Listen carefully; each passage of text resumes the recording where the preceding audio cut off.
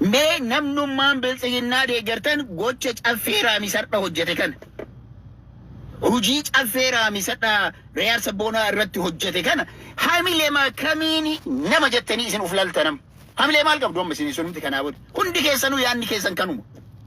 Hundi keessanuu ejjennoon keessan kanuma. Hundi keessanuu hujiin keessan sammuu bal'aan qabdanii sammuun keessan quchuma keessanii garaacha keessanii. Garaan keessan guutamnaan gatiin isin qabdan kan biraa hin jiru. Hattoota isin. Hattoota ammoo balammaan fedhe haa dhufu. Dhageeffadha waan akkasinitti hima. Hattuun balaan feete dhufa. Mee Reyaar Sabboonaa irra miidhaan hamaan haa ga'u ni gartan. You will see it. Eshururruun hin jiru beekadha. Hin dhaabbattan. Yoo qalbii qabaatte. Yoo qalbii qabaatte. Jilba gadi buutee jechuudha. Gadi buutee jimbiilfattee kadhattee. Ushururuu dhiifama nuu godhaa nutu balleessattaniit baaftaniitiin ofii battaniitiin dubbii kana fite. Hin fixattan taanaan garuu bakka isin deemtanitti karaa isin deemtanitti eenyullee taanaan namni haqaan ala dharaan isin namatti deemtaniitiin yookiin ammoo waan godhu maal isinummaan jedheen. Maal isinummaan bee namummaan isin qabda nama isin nama isin. Namoota nuti nama jennullee fuutaniitiin uf keessan baktaniitiin laaqxan. Walakkaan keessan laal maatii diigdanii obboleessa wal nyaachiftanii laali dhageeffadha. Oromoon nama obboleeyyan lamaan wal nyaachisee awwaalli obboleessi tokko awwaal obboleessaa irra hin dhaabanne nama godhe kana har'a nama jettaniitiin asii achi jala fiiddan. Eessattuu haa dhalatu namni obboleeyyan lamaa wal nyaachise. Obboleeyyan lamaa qabrii walii irra kan dhaabbanne taasise kuni kan balaaleffatamu jibbamaadha. In particular namni amantii islaamaa keessa jiru nama kijibdaniis araarsaa jedha amantiin islaamaa. Nama kijibdanii araarsuu dandeettan kijibni bakkeen itti ayyame asi. Garuu amma maali kijibanii obboleeyyan lamaan duddaa garaa walii godhan. Kijibanii lama obboleeyyan lamaan inni tokko awwaala obboleessaa irra akkan dhaabbanne nama godhu. Nama jettaniitiin warri jala deemtan, nama jettaniitiin warri harka dhooftan, namoota akkanaa fuutanii kutaa gandaa keessa galchitaniitiin gandummaadhaaf wanta akkasiin irra duulame maali kan jettan? Let me ask you one question. Mee waan akkasiin gaafadha. Namoonni kun maqaa gandaatiin wanti ganda keessaniif godhan maali? Mee maalidha? Mee natti himaa. Clearly isinii kaasa. Aliin yookiin caffeen ummata Harargeetiif wanti inni godhe maali? Yoo caffee waa godhee jira yes Sabboonaa saba keenyaati gaachena ummata keenyaa kan jedhamee ganda yala galchitanii gandaan loltan taate an dhimma kiyyaa miti. Kan biraa fudhadhaa Jawaariin fudhadhaa. Jawaariin yeroo waa'ee Jawaar namni dubbatu Jawaar Arsii waan ta'eef bira dhaabbattanii jettan. Namoonni garagaraa isin argaa jirra. Qaanfadhaa.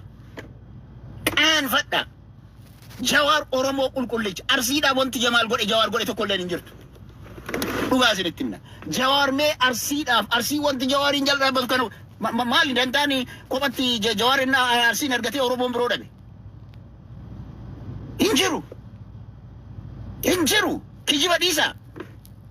Kijiba yeroo nama maqaa balleessuu barbaadan, maqaa nama xureessuu barbaadan, namni akka afaan qabatu barbaadan, namni isiniif afaan qabatu hin jiru. Gadheewwan ganda keessaa gandaan uummata cincirtotaniini. Oromummaa qofaaf dubbannaa sirra teennee. Kaleessa yeroo Wallaggatti duulamu hin callisne nuti. Maal Wallagga maali? Duulaan turre Wallagga irratti namni kun dhugaa walitti himna taate. Wanti inni miidiyaa irratti laayivii jira bar. Dhumaatii uummata Wallaggaa san harka itti dhaan turre. Kan Gujii akkasin turre.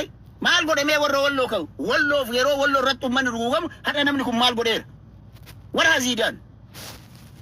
Har'a ammoo garaa isaatiif jedhee yeroo olii gad fiiganii deddeeman waan waa godhan nama fakkaatu. Maallaqa uummata Oromoo nyaatanii olii gad deddeeman homaa rakkoon hin jiru. Garuu namni gadaantummaan isaa kaleessaallu ayyaalaallattummaadhaa fi Oromoo waliin asii achi waldaa ollaa jedhamu tokko waliin lafii fiigaa turan malee osoo Oromoon kasumuunii ittiin kennine taateeti hin jiru jechuudha. Deddeemuun hin jiru. Gaafii uummata Oromoo dubbachuun hin jiru jechuudha. Kana sirriitti hubadhaa. Jawaar is an Oromo. Take it a Jawaarin gosa inni keessa dhalate. Rabbitu keessa dhuume isa dhalate. An Arsii keessa jaaladheen dhalanne. Harargee keessatti ammoo jaaladheen hojjedhe. wallaggaaf yookiin oromoota birooti ammoo jaaladheen dubbadhe haadha warraatii iddoo irraa fuudhe irraa jaaladheen fuudhe kanaan ala iddoo irraa jaalattan namni irraa jaalatee irraa dhalate osoo hin taane uumaa rabbiiti. Isa kanaan oromoon yeroo hundaayyuu qabsoo uummata oromooti gufuu ta'uudhaan fuutanii wama hundaa wama dhalate hunda ganda warri galchitan isintu sammuun keessa sammuu gandummaa keessaa hin baanedha. Gandummaa bakka sammuu gandummaa keessaa ba'a abbaa feete maaf hin taane. Namni amantii qabna jettan garuu gandummaa korojoo gandummaa jalaa gabba'uu hin dandeenye namallee maal gootan fuutanii gad harkisuu yaattan xuraa'otoota.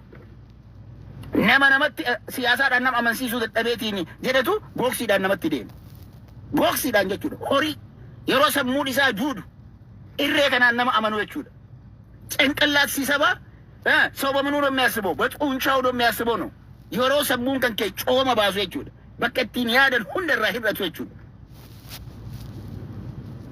Kanaaf an wanti isinitti himu wanti har'a inni raawwate by any means ulaagaa kamiinuu salphina olaanaati. Eenyuuf salphina? Biltsiginnaadhaaf warra Itoophiyaa ta'ettanii harkatu mutansan. Osoo Itoophiyaa ta'e har'a namni kun nama kana ajjeesee bar dhugaa walitti himna. Osoo Itoophiyaatti yakki kun raawwatamee jiraate osoo lafti kun mucaan kun bakkee inni jiru Itoophiyaa taate lubbuu isaa balleessee jechuudha bar. It's simple as that. Ani wanti isinitti himu dhaabbadha of laala. Dhaabbadha of laala. Warri badhaadhina deeggartan kun dhaabbadha of laala. Of ilaaltan taatanii akka xarraqqi jettan kanatti tokko afoo buutanii tokkotu xarraqqi suma isin jettan xarraqqi isin godha. Dhugaa walitti himna xarraqqi isin godha. Daangaa dabartan taanaaniini xarraqqi ta'uun keessanii nafu jechuudha. Akkuma amma xarraqqidha sila amma maaf dheessitarreen maaf poolisii jalaa dhokattan erga nama dhoofte eega dhiira taate nama dhooftee galuu hin dandeettu maaf anatu dhahee akka dhiiraa achi dhaabbattee poolisiin eegirre? Why not? Why not? Gootummaan qabeenya namaa bira dhaqxee nama mana konkolaataa isaa keessa dhoottattee booksiidhaan dhooftee biraa deemuudha. Dhiirummaan gootummaan sanii dhiira yoo taate deemi baddaa bosoo deddeebi. Wallaalummaadha kun. Jazbummaadha kun. Jazba akkanaa kana Oromoon lakkoofteeti qabsaa'ota qabnaa hayyoota qabnanii si lakkaafan.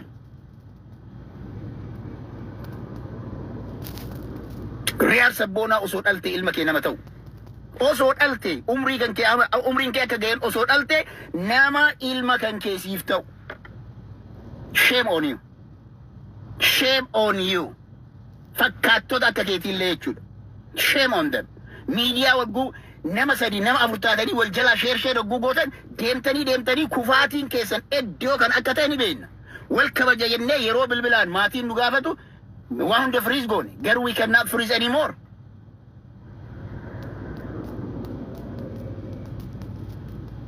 We cannot freeze anymore. If you want to stop dhaabbadhu dhiifama gaafadhu gadi bahi saree. Sareen hangana geettu sareen guddaan kun ijoollee makiinaa isaanii keessa deemtochiin hogguu booksiidhaan hawwu waan biraa itti yaadu maal jechuudha kun? Qaanyii akkana argeen beeku an salphina akkana argeen beeku hundaa ol kan kana godhaa jirtan ammootu namoota saroota ta'an kanniin jechuudha. Gantoota ta'anii fi gadheewwan ta'an kanniin mana kennitanii fi maallaqa kiisa guuttanii ummata Oromoo irratti albaasiftanidha. Abbootiin qabeenyaa jechuudha. Isini kan kana godhaa jiru. Hiyyeessi ni dalagata olii gad socho'ee ganamaa galgala fiigee dalagatee jireenya isaa ofii maatee maatii ofii ijoollee ofii gosa ofii saba ofii gargaara. Biyya ofii illee gargaara. Kunniinoo maaliin biyya gargaaru? Afaan olola jibbaa facaasu nama irratti duulu. Qabsoon Oromoo warroonni gantoonni fi baandawwan jedhaman goobanni daacee hangammaa waan akka isin godhaa jirtanii kanan goone. Goobanni daacee ka Oromoon akka seenaatti kaasu waan amma hanga isin godhaa jirtanii kana hin goone. Goobantummaan kanaa olii gabiraan barbaachisu. Goobantummaa hamtuudha tun. Dhaabbadha. Warri namoota kana gorsuu barbaadan gorsaa sirreessaa. Hin sirraa'an yoo taate ammoo yakki takka dalagamnaan jechuudha kana booda. Nama tokko irra miidhaan takka ijoollee mootummaa kana balaaleffatan ijoollee dhugaa saba isaanii dubbatan irratti miidhaan takka ni gaataanaanin abbaa biraa irraa gadi hin buunu faarfattoota mootummaa kanaatti itti gaafatama. Kana sirriitti jala sararaa beeka. Underline godhaa beeka. Underline godhaa beeka. We will never let to go.